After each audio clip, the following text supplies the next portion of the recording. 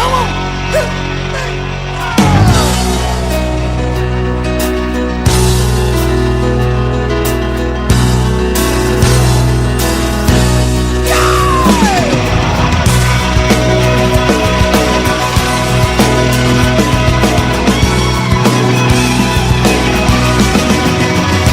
Good morning. Welcome back to the Broadcast Retirement Network. I'm Jeff Snyder. This is BRN Sunday for Sunday, July 16th, 2023. We've got another great show for you this week with members of the media, academia, financial services, and government standing by as we break down all the news and events for the week. So sit back, relax, enjoy this episode of BRN Sunday. You're tired of the same old story. So turn some pages. We're going to kick things off and look at what's happening on Capitol Hill. It's a lot these days in terms of regulation, litigation, arbitration, mediation, consolidation. I'm sure they'll have some additional Asians joining me on the line. Broadcast Retirement Nation. There you go. And they're skipping their intros, but you know them fondly as the Legal Eagles. They're also David Levine, who that just was, and Kevin Walsh. Both are principals with Groom Law Group. That is an employee benefits law firm, and it's based in Washington, D.C. Gentlemen, thanks so much for joining us again on the program this morning. Jeff, as always, it's great to be here. Listeners, thank you for joining us. As we are now entering the true dog days of summer, it is great to be here, but I can tell you right now, D.C. is a bit of hopping in our world, so I know we got a lot to talk about. Yeah, Kevin, why don't you kick us off? Because next week, I think Tuesday through Thursday, is the ERISA Advisory Committee, if I'm not mistaken. First, what is the Advisory Committee? And second, what's on the agenda this next week? So there's a lot going on next week in D.C. With the Advisory Council of Employee Welfare and Pension Benefit Plans. So first off, the ERISA Advisory Council, the EAC, we'll call them the Advisory Committee for purposes of today's call. But the Advisory Committee, they are a committee that is, made up of, representatives of different constituencies appointed by the Labor Department. So, they've got folks from organized labor, they've got folks who sponsor pension funds, they've got folks who provide services to plans. And what they do is every year, the council comes up with two topics that they're going to research for the year and then prepare a report to the Secretary of Labor on, what aspects of this area are working, what aspects of this area aren't working.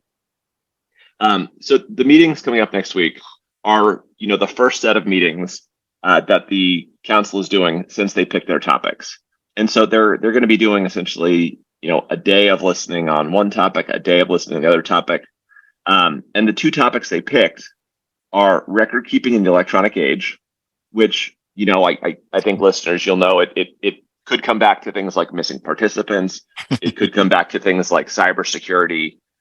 It could also just come down to things like modernizing participant. Wait, Kevin, did you say missing participants? My ears perked up. Yeah, I think Kevin's ears perked up. He got excited talking about that. Yeah, I led with it, but so they're going to evaluate, how record keeping is changing and what the impact is of digital record keeping.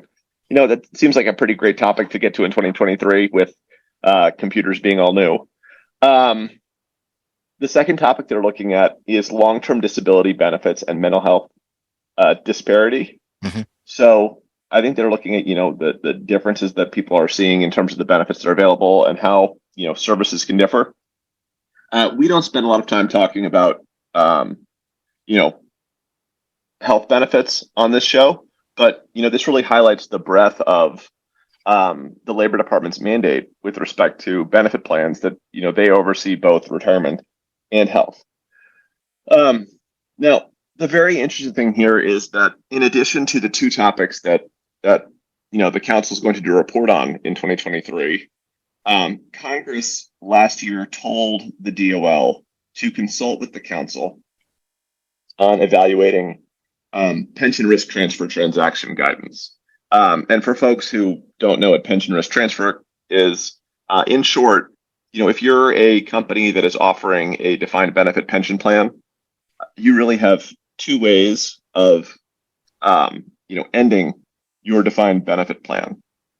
You can freeze your plan so that people new people don't join and new benefits don't accrue, and essentially pay people's benefits out until you have no remaining participants, which, that can take, 50, 60, 70 years. Or once you've frozen your plan, and you're not letting new people in, you're not having new people accrue benefits, you can negotiate with an insurance company that will take on essentially the obligation of paying benefits to those people. And in 1995, the Department of Labor issued a bulletin that said that when selecting an annuity provider, that a plan should use the safest available annuity, unless the cost of the extra safety is just so unjustifiably more that it can't be supported. And in the 30 years since then, we haven't seen any participants lose their benefits as a result of the transfer of an obligation to an insurance company. But after 30 years, Congress has told the Labor Department to look at it, and they're having this meeting with the Advisory Council to get their input this week. Well, that sounds like a lot of fun, David. Are you excited for the EAC? And I know Kevin, obviously he's tickled pink about missing participants, but a lot of good things on the topic, a lot of things that we have talked about as on the show with you and Kevin. I agree. And I'd love to focus a little more on record keeping in an electronic age, Jeff. I think it'll be really interesting to see where the council goes on this at this point, because as you go into that topic, there's a lot. Yes, Kevin mentioned we make our jokes about missing participants and security, but how do things work in electronic age and data interoperability and liability issues? I think we have to wait to see where it goes. I think it's important to keep in mind that the EAC reports tie directly into what EBSA thinks about and also sort of become resources for the future. So it's something to watch. And I know, as Kevin said, we don't normally hit healthcare, but we shouldn't forget this, that some of this discussion, seeing if the Department of Labor has any commentary during this time, long-term disability benefits and mental health disparity is different than mental health parity, but we've got guidance on that coming soon. So that's a whole nother discussion, I guess, for another podcast, because we're not the health network, we're the retirement network. Well, healthcare is involved in retirement, so we try to lump it all together. I guess last question for you, gentlemen. So I believe that the Advisory Council meets quarterly? Is that correct?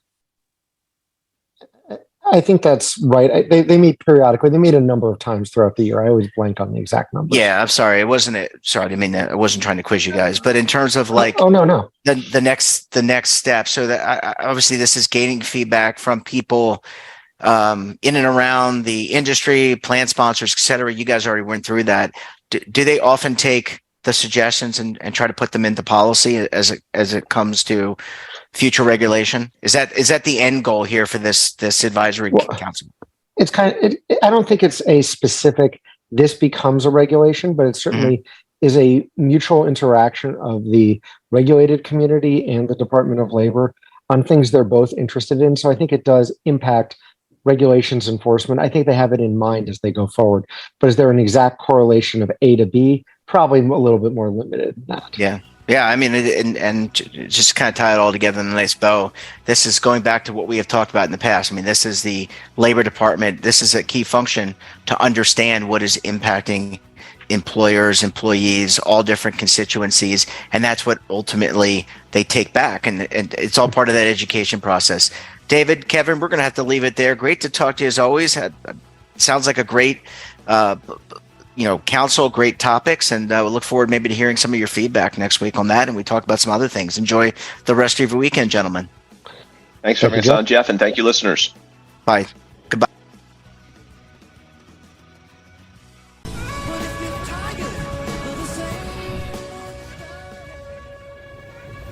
Imagine a new television network that will make you richer, healthier, and in control of your financial future.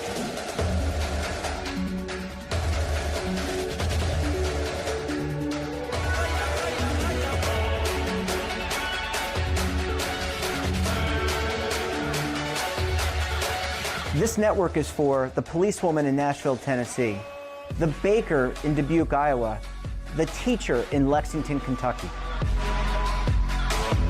We want to make the idea of savings and retirement culturally relevant. But what do you see as a defining issue of the midterms? Especially for the smaller businesses. I mean, they are the lifeblood of the American economy.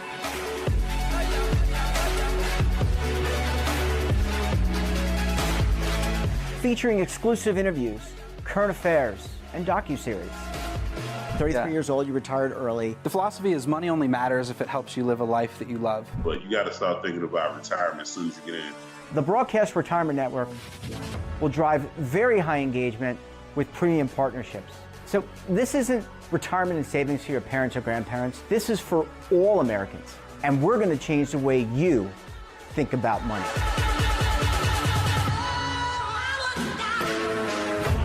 Welcome to the next frontier of retirement and savings. This is BRN, the Broadcast Retirement Network. Are you stuck with a low credit score? A credit report and score that's causing you to be denied credit or pay higher interest rates than others for the same things? Then do what Terrence did and call Credit Repaired for your free credit evaluation to help restore your credit. I started thinking about buying a new house, and my score wasn't where I needed it to be. I called and spoke with one of the representatives, and we just had a good conversation, and I liked what he was saying. Just one call for his free credit evaluation was all it took to start back on the track to repairing his credit. I'm seeing the deletions and I'm getting the report, so I know something's being done. It does make a difference to me. All it takes is one call to get started. Credit Repair has given me a second chance to have a better credit score. Don't let a low credit score hold you back another day. Do what Terrence did and make the call for your free credit evaluation. Call 800-819-4152. That's 800-819-4152. Again, 800-819-4152. Welcome back. And recently I sat down with Consumer Affairs Mark Huffman to discuss new scam and fraud activities coming our way, including to your Netflix. Let's give it a listen. Joining me now to discuss this and a lot more, Mark Huffman is with Consumer Affairs. Mark, it's great to see you. Thanks so much for joining us on the program this morning. Well, thanks for the invitation. Yeah, this is an important topic. And as I let you know in the green room, we had done a show last week about elderly scams, and that's obviously a very important topic. We'll talk more about that with you in a couple of minutes. But let's kick off about an interesting scam that really intrigued us at the Broadcast Retirement Network. Now that Netflix has kind of condensed or said you can't share passwords, there's actually a Netflix scam going around. What is that scam and how do we prevent it? Well, you're exactly right. And that was the key because scammers like to follow the news.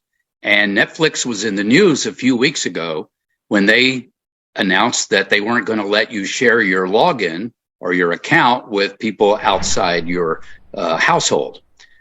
So there was a lot of discussion about that on social media. And Netflix began contacting members with information about that. Well, scammers said, well, that's a good idea. We'll contact people too. And so they pretended to be Netflix and directed people to go to a fake website that looked like Netflix and log in, provide your login information. Well, that was the objective. They weren't trying to steal money. They wanted the login information because they could sell that and that would produce money. Now, we came to find out more about that scam because of our partnership with Trend Micro, a cybersecurity firm. And each week we do the Consumer Affairs Trend Micro threat alert, and they give us like 5 or 6 hot scams, and that was one that was trending very heavily.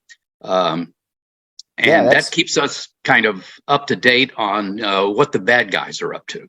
Yeah, look, I mean, it's an opportunity for them. The question is, how do we prevent that? And you mentioned, so first of all, there's a spoof website that they've created. It looks just like Netflix, except it's not really Netflix. How do you identify whether an email is legit or not? I mean, I've taken to looking at the URL or the domain and the email address itself, you got to be astute to do that. But you have to look carefully because they will slightly misspell Netflix. They'll insert a number maybe that they hope you don't notice. And also, most scam websites are not secure websites. They're not HTTPS.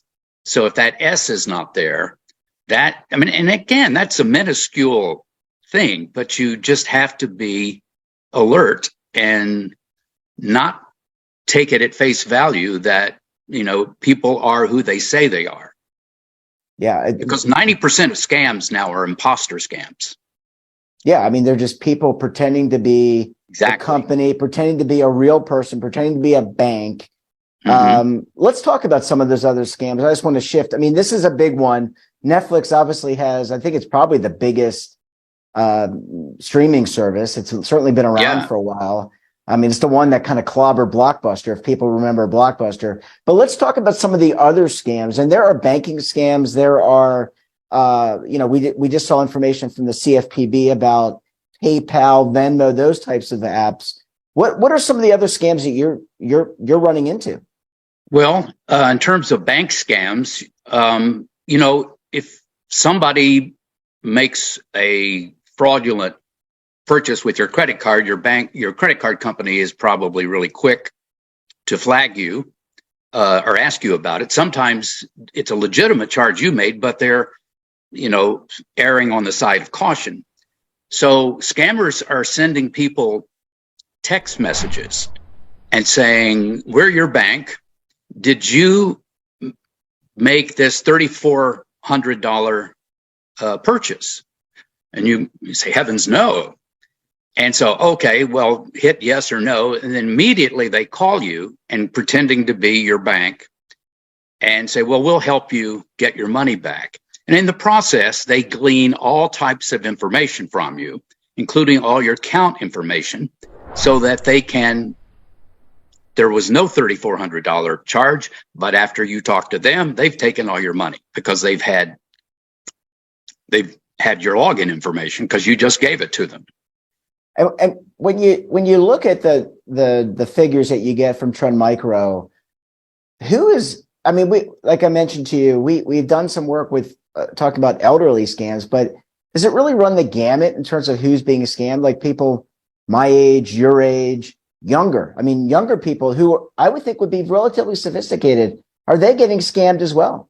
Yeah, I talked to a fraud expert, and millennials tend to be very trusting of technology because they've grown up with it. And so when they get a message on their phone, their default sometimes is, "Oh, this is real. This is not unexpected." And they tend to be a little too trusting.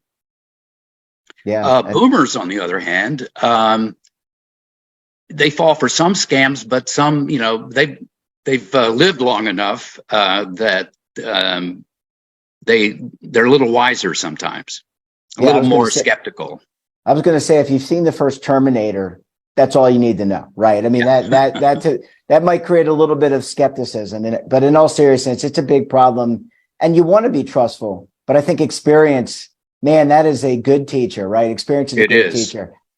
Well, certainly a great interview and real timely, real scary. Got to be real vigilant with your accounts. We want to thank Mark Huffman of Consumer Affairs for stopping by the program recently.